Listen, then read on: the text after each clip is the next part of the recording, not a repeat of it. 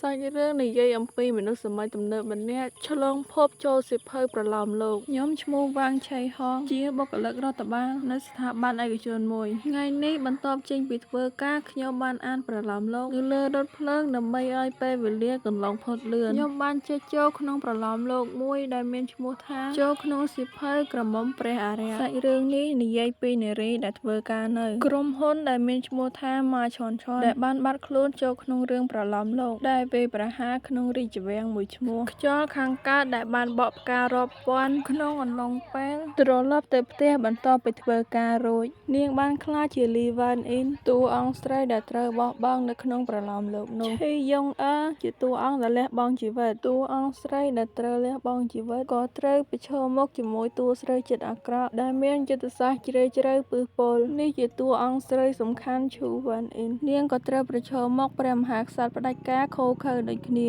តួអង្គប្រុសសំខាន់ដានស៊ីហាវីតចុងក្រោយនាងមិនអាចការពារខ្លួនបានទេហើយស្លាប់យ៉ាងអាណោចអាធមក្នុងការប្រកួតអំណាចនៅក្នុងព្រះរាជវាំងរហូតដល់ពេលដែលមានវត្តមានម៉ាសុងអ៊ុនទៅធ្វើឲ្យនាងមានជីវិតរស់ឡើងវិញហើយក្រឡាស់វាសនារបស់នាងជាដំបូងនាងប្រើជំនាញតុបតែងខ្លួនដើម្បីផ្លាស់ប្ដូរសម្រស់និងចាត់ការគ្រប់យ៉ាងដែលយូវ៉ានអ៊ីនមានកន្លងមកបន្ទាប់មកនាងក៏យកចិត្តស្រឡាញ់របស់មហាក្សត្រដានដែលស្រឡាញ់តួស្រីដើមដែលពួកគេនៅជាមួយគ្នាក្រោមពន្លឺចន្ទ្រានិងផ្កាព្រៃដើម្បីរៀបចំផែនការដណ្ដើមអំណាចនៅចុងក្រោយពួកគេក៏បានសហការគ្នាដើម្បីបំផ្លាញអំណាចហើយដាក់ទោសប្រហារជីវិតតួស្រីដើមពេលទ្រង់ឡើងសោយរាជ្យខ្ញុំម្ចាស់នឹងក្លាយជាម្ចាស់ក្សត្រីពួកយើងនឹងរស់នៅមានក្តីសុខរហូតតទៅហើយយ៉ាសាច់រឿងដដែលទៀតហើយគ្មានសាច់រឿងអីថ្មីសោះទៅមើលរឿងផ្សេងវិញល្អជាងយ៉ាងណាខ្ញុំគ្រាន់តែរិះគន់បន្ទាប់ពីអានចប់ហើយគ្រាន់តែចុចចេញរករឿងផ្សេងធម្មតានឹងឯងខ្ញុំដូចជាមនុស្សស្រីដែលធ្វើការក្រុមហ៊ុនដែលជាតួអង្គនៅក្នុងរឿងនោះអញ្ចឹងកាស្អីហ្នឹងខ្ញុំបានឆ្លងចូលក្នុងប្រឡោមលោកកន្លែងមិញគឺជាកន្លែង trailer spoil សាច់រឿងទីនេះជារាជវាំងមែនទេនេះខ្ញុំឆ្លងចូលប្រឡោមលោកក្រមុំរបស់ព្រះអរិយពិតមែនមិនអាចឡើយ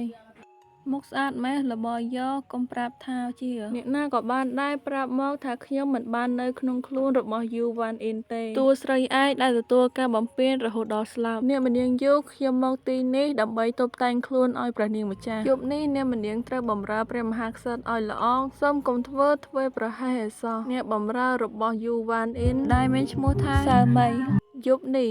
sorry ផងជាមួយនឹងសំឡេងរំខានបើសិនជាចង់មើលរឿងលឿនគឺតែងតែមានសំឡេងរំខានខ្លះអញ្ចឹងឯងក៏ព្រោះថាអ្នកម្ដាយរបស់ admin កំពុងតែចាក់បាសអូខេចាំវីដេអូយើងតទៀតមែនហើយតាមសាច់រឿងតួស្រីត្រូវគេបង្ខំឲ្យទៅដំណាក់ត្រជាបន្ទាប់ពីបដិសេធច្បាប់ទម្លាប់ដែលទៅបម្រើព្រះមហាក្សត្រនៅដំណាក់សារជាកូនស្ដេចមានឋានៈជាព្រះអង្គម្ចាស់មួយទាំងមូលឲ្យឈើយងតាកទាញកាន់ដំណើរត្រជាទៅកើតបើខ្ញុំចង់ផ្លាស់ប្ដូរវាសនានោះខ្ញុំត្រូវតែឆក់យកឱកាសបញ្ឈប់អធិរាជជាតិខ្មៅនោះហើយកំចាត់ព្រះអង្គដាននឹងលីយ៉ុងអឺចោលនាងតូចចាស់ព្រះនាងម្ចាស់សៅមីនាងគ្រាន់តែធ្វើសក់ឲ្យខ្ញុំបានហើយសក់ប៉ុន្មានទៀតចាំខ្ញុំចាត់ការវាខ្លួនឯងចាព្រះនាងម្ចាស់នៅក្នុងប្រឡោមលោកឈុតបែបនេះព្រះចៅអធិរាជប្រៀបដូចជាអតីតជនហើយស្នំប្រៀបដូចជាទេសកលរបស់ក្រុមហ៊ុនជាមួយនឹងបទពិសោធន៍ដ៏រ៉ោករ៉ាវាគ្មានផ្លូវថាខ្ញុំមិនអាចយកឈ្នះស្ដេចផ្ដាច់ការនេះបានទេ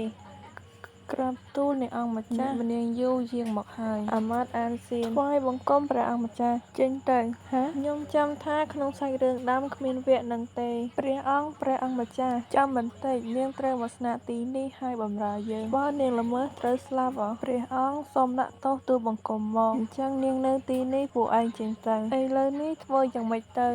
សំឡេងមិនច្បាស់ម៉ែអើយសង្ហាណាស់នេះគឺជាអរិយវ័យមនុស្សបរិសុទ្ធ1000ឆ្នាំក៏មិនអាចឈ្នះបានដែរអញ្ចឹងប្រហែលជាអ្នកនិពន្ធជាមនុស្សដែលស្រឡាញ់សម្រស់ហ្មងអ្នកណាយូអ្នកម្នាងយូហោអាយូយប់នេះនាងអាចរៀបចំកន្លែងផ្ទុំនៅគៀនក្រែបានគេហៅខ្ញុំអ្នកណាស្ដាប់ទៅដូចជាប្រហែលតើវាអាចជាព្រះអង្គម្ចាស់មានអីទៀតហោអាយូអែមហ្វាង and you ហើយអេមីនប្រាប់ឲ្យហើយអានឹងគឺអេមីននិយាយតាមតែក្បាលវ៉ាល់របស់ខ្លួនឯងទេបើថាឃើញអេមីននិយាយផ្សេងហើយអសរជាងផ្សឹងអីកុំឆ្ងល់